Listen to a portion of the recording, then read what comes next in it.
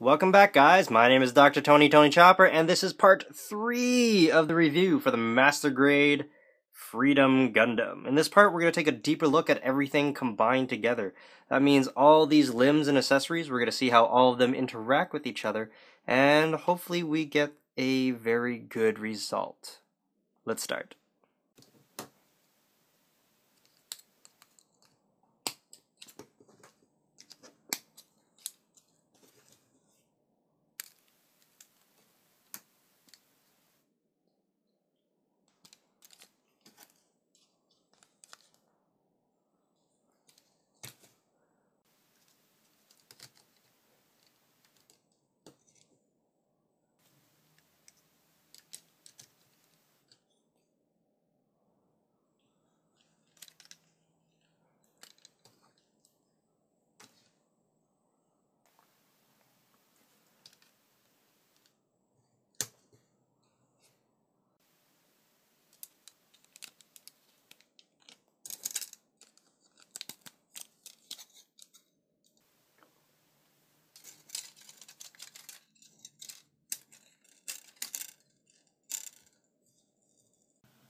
And here he is, spinning around on the turntable.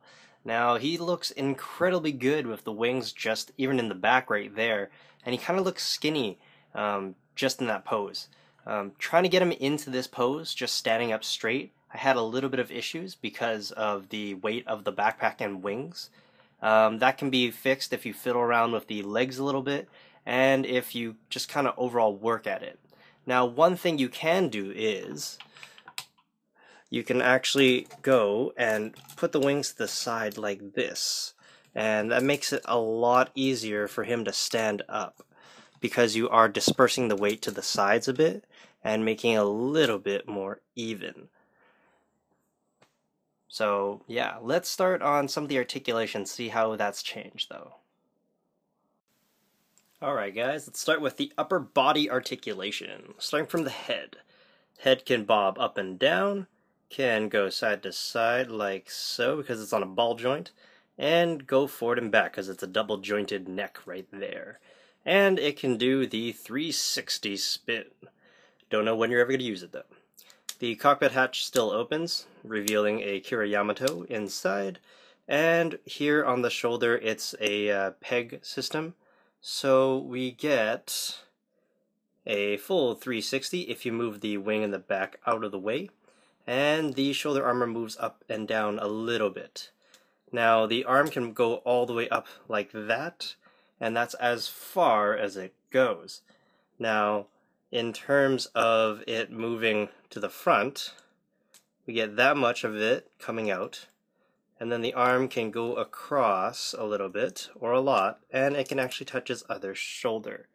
Now in doing so though, you might actually knock off a piece, a shoulder piece. Mine just came off right here, so just plug that back in.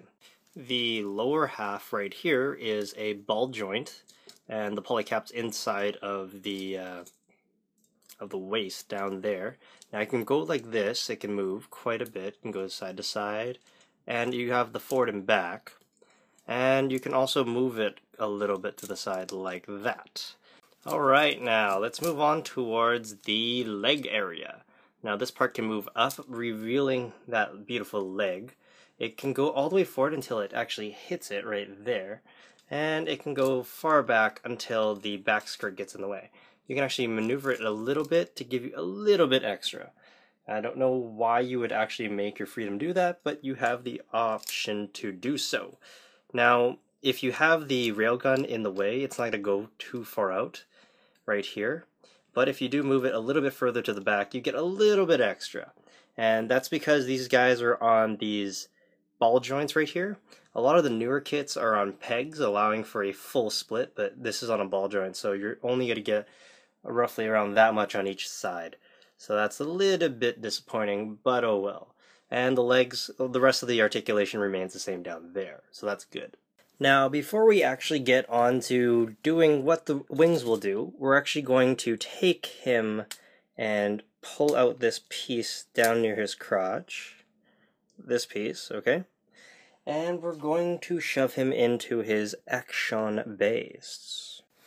Now I have one of these wings fully extended on the side right here. It is quite hard to get him all in the shot because he is really big with his wings stretched out.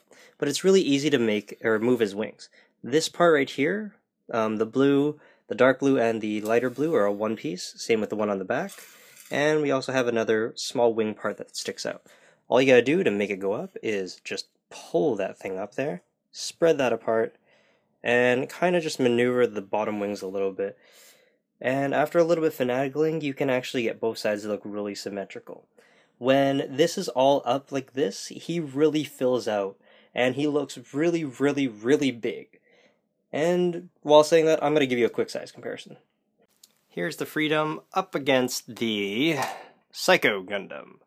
Now, both of them are from different series, of course, and different centuries, and universes, I mean. But size-wise, the Freedom wins in height with the help of the wings and the base. But don't forget the Psycho Gundam over here is 1:144 high grade. So, although this guy is one of the more bulked out in terms of size and overall image for master grades, he still can't compete with this massive giant over here. Now, to equip the shield is relatively simple. We have two ways we can do it. The standard way from most of the old school Gundams is to turn this whole thing to the side, put this peg into this hole, and bam, here we go. The shield fits on relatively well, but it looks extremely strange because it's turning the entire arm to do so. Also, we have this part up here, the shoulder, can actually hit it and touch it. It can also help dislodge it as well, so that's not too good. But thankfully Bandai gave us another option to put on the shield. So after you take off this cover on the side of the arm, you can actually plug it in. Now you see here there are two holes, but the top hole is actually unusable, and you can only really use the bottom hole. Now after you plug it in, it stays there like so. And we have a similar issue with it bumping into the shoulder part right there, but it's a lot better. And it actually holds a lot sturdier, and you can actually maneuver it relatively well. And don't forget, we also have this part on the inside of the shield for the handle. It can connect at several different parts, one here, here, and here. And we're just going to shove this in there so that he can sort of hold it in place. Now there's multiple holes you can put it into, but so far I'm seeing this as not too necessary. But oh well, you can do it if you want. Putting the shield out straight like this actually holds up pretty well. The arm does a relatively good job of keeping that thing up there, so that's good that we don't have any actual weight issues with the shield here. Now to weaponize this guy, it's really simple. All you do is open up his hand. Since there is no peg here, it's going to be a little bit difficult. We're going to start with the beam saber. It's relatively easy. All you gotta do is put this over here and close the hand up. But like I said before, because there is no peg, it will slide up and down a little bit depending on the pose. And of course this black strip is still irritating me. Even holding up the Beam Saber's Darth Maul dual wield style, it actually still works. But of course it does move quite easily because there is no peg. This kit came out in 2004, so you can't really expect too much. But it would have been nice if they actually gave us a part specific for the beam. One solid part would have done nicely. Having the gimmick of it being able to separate is nice, but it doesn't make for an overall solid connection. Even if you put it together, it is relatively easy to just move it and have it bend in the middle, which would make your final stabbing pose a little bit not too awesome. The beam sabers actually have a place to be housed. Here's the beam saber. All you gotta do is pop this sucker in. There's actually some teeth inside of here that will latch on to the indented parts of the beam saber. One here and one here. All you gotta do is put that in there and it's relatively solid. Like so. Now, to put the beam rifle into his hand, it's relatively easy. Just need to get your beam rifle, put it into his hand, close it up. There is no peg for this again, but that doesn't really make much of a difference. It still holds it relatively well, except if you do notice, from the top, it's going to look a little strange. The kit shows its old age right here with how the beam rifle is actually being held. Unlike the new Master Grades that have multiple manipulators, or even 2.0 hands with a peg, this one has absolutely nothing. So that's why even if you grasp it as hard as you can, it's going to go off to a certain angle or side, which isn't the best, but this guy came out in 2004. Now, there's actually one more place you can put the beam rifle right here, is in the back right here with this hole that they provide you. Now, we get a peg on this side of the beam rifle, and all you gotta do is shove it in, like so.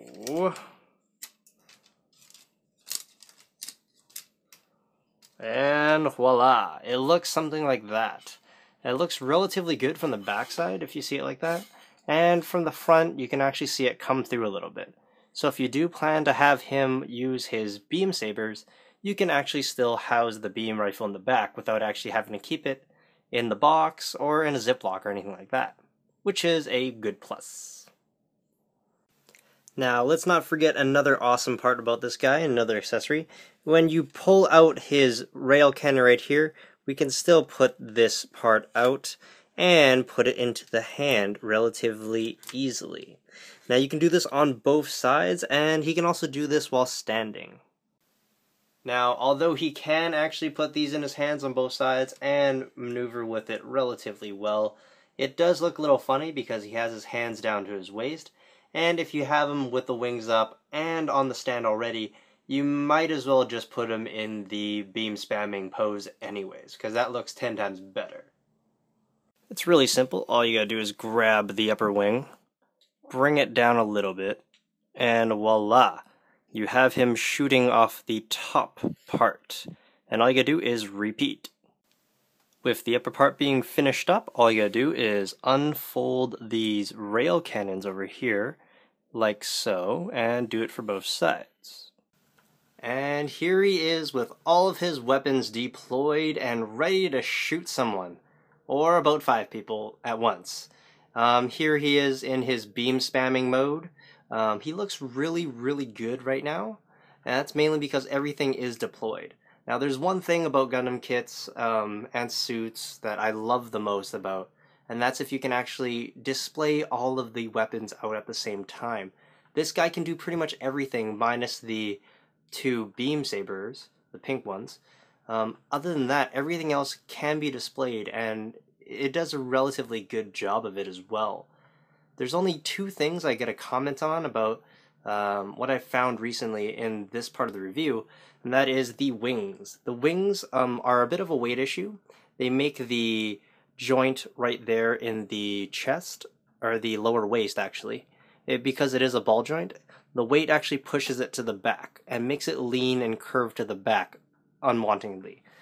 Some of you guys may want that, but as you can see in the front though, it does leave this nasty looking gap in between the upper part of the torso and the lower part of the waist, which does not look very good in my opinion.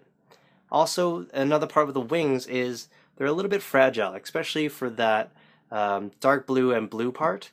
These actually come apart relatively easy, and they're really thin as well. So there's not much of a connection point to them other than the part on the back. And you actually made technically 4 sets of these, or two sets of 2 of these, so 4. And you have the same design for all of them. So if one of them has that, the rest of them are going to have that as well.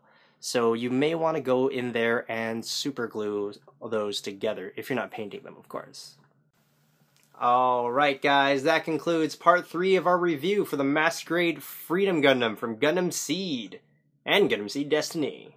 Now be sure to come back in part 4 when we go over the conclusion. I'll tell you about all the good and the bad parts about this kit, and whether or not you should spend your money on him, or if you should hold out and wait for a version RM remaster of him to ever pop up.